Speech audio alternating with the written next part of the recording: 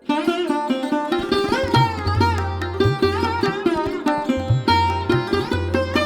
Friends, welcome to my channel.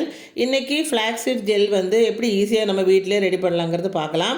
அதுக்கு முன்னாடி நம்ம சேனல் இதை நீங்கள் ஃபஸ்ட் டைம் பார்க்குறீங்க அப்படின்னா மறக்காமல் சப்ஸ்கிரைப் பண்ணிவிட்டு பாருங்கள். இப்போ இந்த சின்ன கப்புக்கு 1 கப்பு ஃப்ளாக்ஸீட் நம்ம எடுத்துருக்கிறேன்.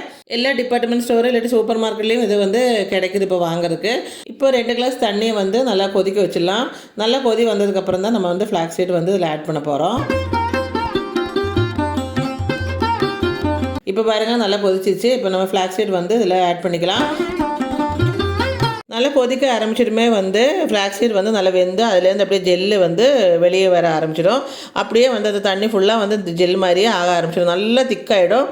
நல்ல திக்காக நமக்கு எந்த இடத்துல நம்ம இறக்கணும் அப்படின்னா இதில் வந்து இது பாருங்கள் நல்லா திக்காக நுர வர ஆரம்பிச்சிடும். நல்லா வெள்ளையேன்னு நுர வர ஆரம்பிச்சிடும். அப்புறம் நம்ம லைட்டாக எடுத்து தொட்டு பார்த்தா தெரியும். நம்ம இந்த வெள்ளமெல்லாம் வந்து காய்ச்சும் போது ஒரு கம்பி பதம் அந்த மாதிரி இது பார்க்குற மாதிரியே இது வந்து தொட்டு பார்த்தா உங்களுக்கு தெரியும் பாருங்கள். கொஞ்சம் நல்லா அப்படியே ஜெல் மாதிரியே தெரியும் பாருங்கள். தெரியுதுங்களா? இந்த மாதிரி இருக்கும்போது நம்ம வந்து எடுத்துக்கலாம். நல்லா பாருங்கள் ஜெல் மாதிரி தெரியும். இப்போ நம்ம வந்து அடுப்பு ஆஃப் பண்ணி வச்சுக்கலாம். இன்னும் வந்து கொதிக்க விட்டோம் அப்படின்னா ரொம்ப கெட்டியாயிடும். இப்போ நம்ம வடிகட்டிக்கலாம். நீங்கள் வடிகட்டுறதுக்கு இல்லை அப்படின்னா நல்லா காட்டன் கிளாத்தில் வந்து நல்லா புழிஞ்சு எடுத்துக்கலாம். ஒரு சொட்டு கூட வேஸ்ட் ஆகாது.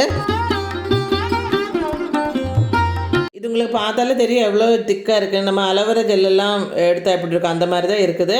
அலோவேரா தேய்க்கும் போது ஒரு வலுவலுப்புத்தன்மை இருக்கும் பாருங்கள். அதே மாதிரி தான் இருக்கும். ஆல்மோஸ்ட்டு அப்படியே தான் இருக்குது பார்க்குறதுக்கு.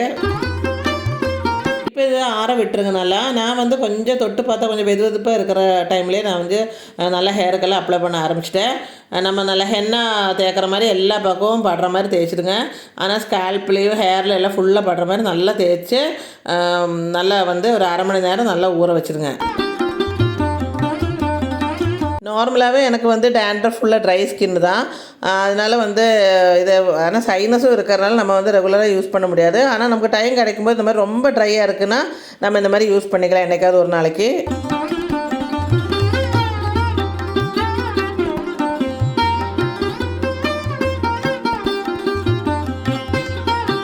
இப்போ ஃபுல்லாக தேய்ச்சிட்டு நான் வந்து இது ஒரு 1/2 hour தான் வச்சுருக்கிறேன். நீங்கள் வந்து உங்களுக்கு 1 hour டைம் இருந்தால் நீங்கள் வச்சுக்கலாம். ஆனால் ரொம்ப குளிர்ச்சி தான் இது. இப்போ நல்லா மிச்சம் உள்ளதெல்லாம் வந்து எல்லா பக்கம் ஸ்கால்ப்பில் பின்னாடி இதெல்லாம் நல்லா தேய்ச்சி எடுத்துட்டேன். இப்போ வந்து நம்ம 1/2 மணி நேரம் கழித்து நீங்கள் வந்து மைல்டான ஷாம்பு யூஸ் பண்ணி கழுவி எடுத்துக்கலாம். நான் வந்து அப்படியே தான் வந்து வெறும் தண்ணியில் தான் வாஷ் பண்ணி எடுத்தேன். ஏன்னா கொஞ்சம் அந்த சாஃப்ட்னஸ் இருக்கட்டுமே அப்படின்னா. ஆனால் வெறும் தண்ணியில் குளிச்சு எடுத்தோம் அப்படின்னா நல்லா அப்படியே சாஃப்டாக இருக்குது. நம்ம இந்த ஹேர் சீரம் எல்லாம் அப்ளை பண்ணால் எப்படி இருக்கும் ஹேரை அந்த மாதிரி செய்யும்போது ஸ்மூத்தாக இருக்குது. நம்ம குளிச்சுட்டு வந்தோம் அப்படின்னா சிக்கு விழுந்துடும். இது வந்து அந்த மாதிரியெல்லாம் இல்லை, ஸ்மூத்தாக இருக்குது செய்யும்போது. நமக்கு கடையில் வந்து ஃப்ளாக்ஸீட் ஜெல் வாங்குறதுக்கு பதிலாக நம்மளே ஈஸியாக அந்த மாதிரி வீட்டில் செஞ்சுக்கலாம்.